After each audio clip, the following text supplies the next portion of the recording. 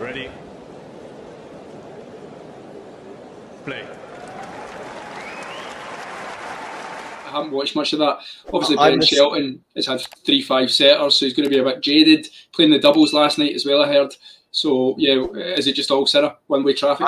I'm the same, really, in that I was watching Carlos until that conclusion. Once that match concluded, I then switched over to Yannick. But basically, he just wasn't laying a glove on him. I mean, Yannick was never under pressure on serve.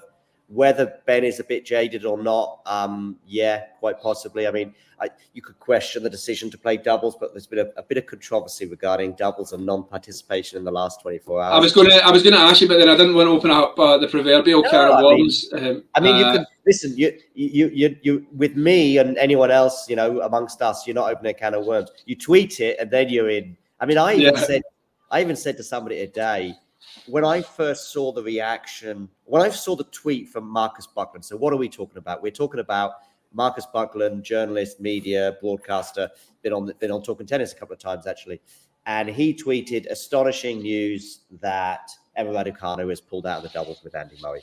I thought astonishing was a curious word to use. I wouldn't get involved in that, but I would, if I spoke to him face to face, I'd say, Marcus, that's a bit of a choice word. And we're not talking about somebody who's using their second or third language, or someone who's not used to, you know, who's not aware of the power of the word, if you like, because he's a broadcaster, etc.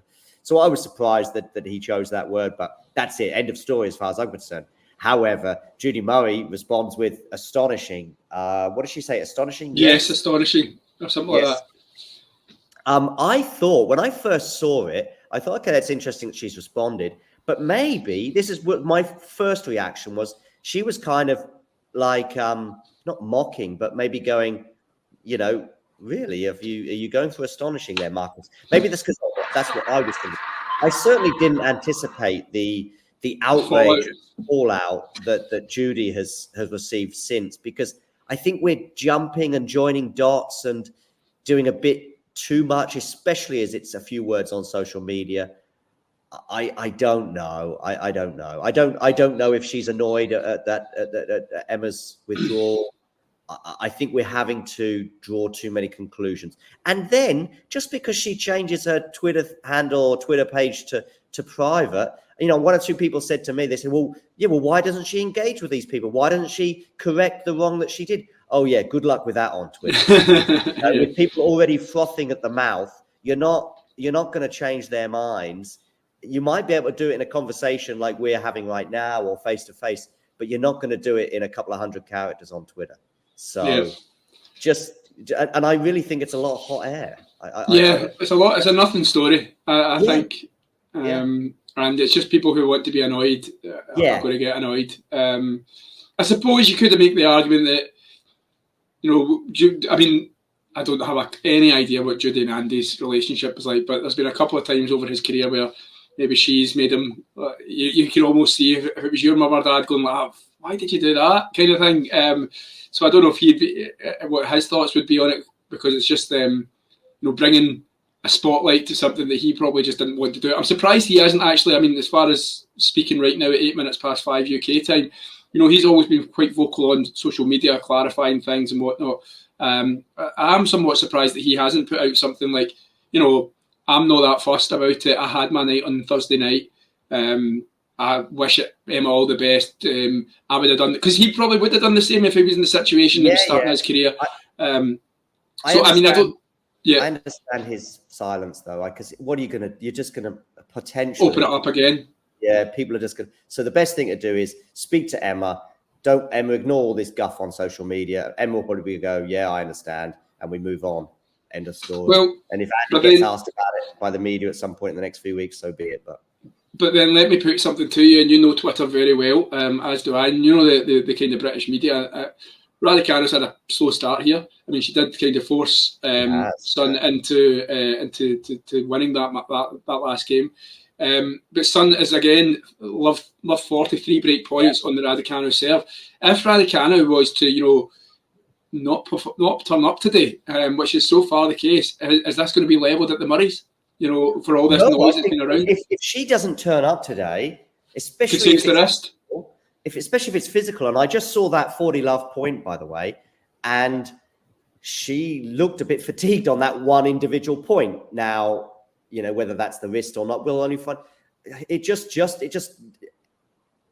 what's the word? Embellishes the reason for her not to, and she's just sprayed a forehand wide. Double break to Lulu's son. I think whatever happens, to be honest with you, if she loses, it's like, well, this is why I didn't want to do that. Yeah, of course, in the after effect, if she is feeling okay, she might go, well, I've lost now, and I feel as though I could play a bit more. But that's you can only make the decision on the Saturday. You know, I'm pretty sure she loses on Friday, by the way.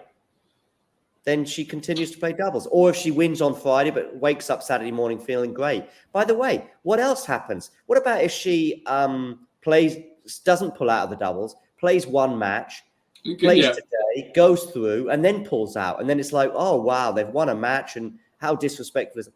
I mean, you just can't win. Yeah, I mean, he had... The thing is, he had his night on Thursday. Exactly.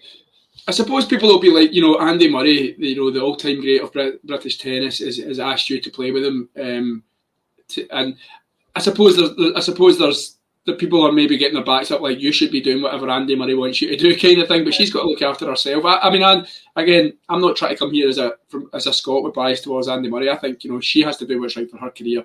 She's had wrist problems in the past. Remember, she's had 2 surgeries, I think, in the last 12 months. So any kind of problem with the wrist, that you've got to look after that, because she doesn't want to, you know, put her career back again for another, you know, X amount of months, years, or whatever. Yeah, definitely. So yeah, I'm kind of surprised at certain people who I know and love and respect, that they've all got involved in this somehow. And they're like, you know, they're either outraged or whatever. For me, I don't know what Marcus was thinking when he posted that tweet. I thought Judy Murray was actually kind of not mocking him, but I thought she was somewhere between coming for him and mocking him, but basically doing what I would be thinking privately. I just wouldn't tweet about it. I would just be going, really, Marcus? Astonishing. Yeah, well, that's the question that's got to be asked, though. If that's the argument, is to say, why would she even bother taking to social media to write something? Why not just leave it? Maybe her and Marcus know each other a little bit, and that's why that sort of helps her. But maybe she was naive, but that doesn't. We've all been naive. I mean, whatever your, you know, level of awareness of social media, or however long you've been involved in the sport, we can all make, you know, we can all send if you scrutinized every single tweet of mine, there'd probably be quite a few naive tweets from me, for sure. What do they say? There's always a tweet.